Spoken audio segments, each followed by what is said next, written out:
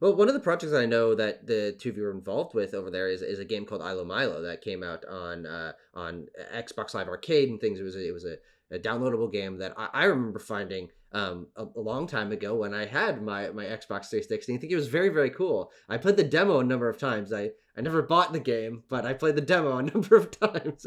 And that game I kind of see as a little bit more leading into the work that you would end up doing. It's got that colorful art style, so little characters, unique puzzle mechanics, things like that. So what are your memories of working on Isla Milo like? Because I think that feels a little bit different from, you're mentioning tech demos and remakes and IPs and things. That feels a little more in the same vein as the work you'd end up doing. So the thing that was also like an existing Oh, IP really? when it started. Specifically, it was like a sequel to Cooler World, PlayStation 1 game. And I guess like the owner was shopping around at Swedish studios to make a sequel of Cooler World. So I think there were several studios making like prototypes or pitches for Cooler World 2 or Cooler World, whatever the sequel. I think it's called Roll something. Roll Roll away. it. Anyhow, so it turns out that the guy who thought he owned the rights didn't actually own the rights or something. There was something with like there was some dispute. I don't know if it was like with Sony or whatever, but the legal stuff around Cooler World was extremely complex. So we had developed a lot of stuff for that already, like art style, da da da da. We were quite demoralized about this because we had put a lot of work into this pitch, and then the producers were like, can we make this into our own thing? And everyone was like, not too hot on that, but we did that, and we made a prototype in a few months. And that was shopped around a little, I think, and then something fell through, and then it was like almost given up on. But some exec Microsoft guy was in the office, and Ilomilo was on one of the screens, just running. I think someone was working on it, and he's like, "What's this? Oh, this is just like a prototype." And so we're making. It's like, okay, I want this. And so like it was sold in like one day to Microsoft, or basically no, I mean this is simplifying, but so that is how that happened. But working on it was fun, very like it's anarchistic, an English word, basically like very guerrilla. We were very few working on it and basically kidnapped the project. Okay. And the producer's like, have you made this and this? No, but we made this instead because it's like it's gonna make the game better. Like, okay, like add like all the side stories and all the mini games and stuff. It's like very wild and very fun to work on, and a better game for it, I would say. And I guess it helped that the producer on the project on South, and he was like, it was his first project. He was quite like recently hired, so we could sort of ignore him a little.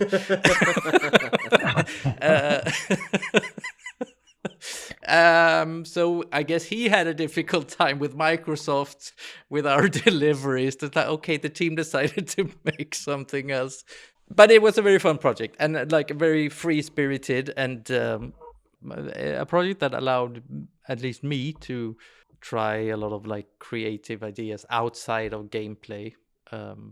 Gordon, any memories from working on that game? And the sort of crazy anarchistic kidnapper lifestyle that you lived? Yeah, but I remember it the same way. It's basically Simon's game in the end. Yeah, but creatively and character-wise, you made a lot of stuff in that game that made Ilomilo Ilomilo. So, and music-wise, it was an interesting game music-wise as well. Daniel, who has made a lot of music for Simogo games, also worked. Is also from South and Interactive, and that was also like his the. I would. I mean, I can't speak for Daniel, but I would say that it's like the first project where he could sort of like maybe be a bit more flexible creatively and be a bit more wild. It's quite fun, and it's sort of. I guess that sort of also created like a musically a bond between me and Daniel, or like Simogo and Daniel, that we then we continue to develop on at Simogo. Never stopped. It's cool to hear how many of those roots go back to South End, but specifically Ilomilo. But also that game has a very unique legacy in and of itself because it's the inspiration for a very popular song by Billie Eilish, and that's I think how probably, frankly, most people are even tangentially familiar with it. I knew about it before it was cool, but I'm curious what that was like for you guys.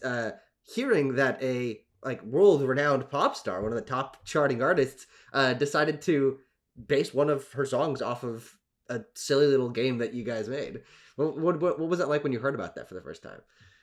I heard about it from Daniel, I remember, and didn't think that much of it until I guess it took a while for me to understand like how big that was, maybe.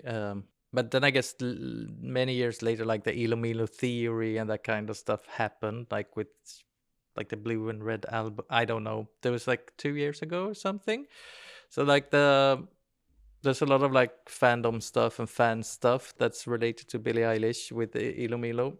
And also interestingly, the guy who owns all the old Southend stuff, Martin, also worked a little on Lorelai and the Laser Eyes. He's a programmer, so it's all tied together. Yeah, Gordon, do you remember when you heard about that song and what did you think?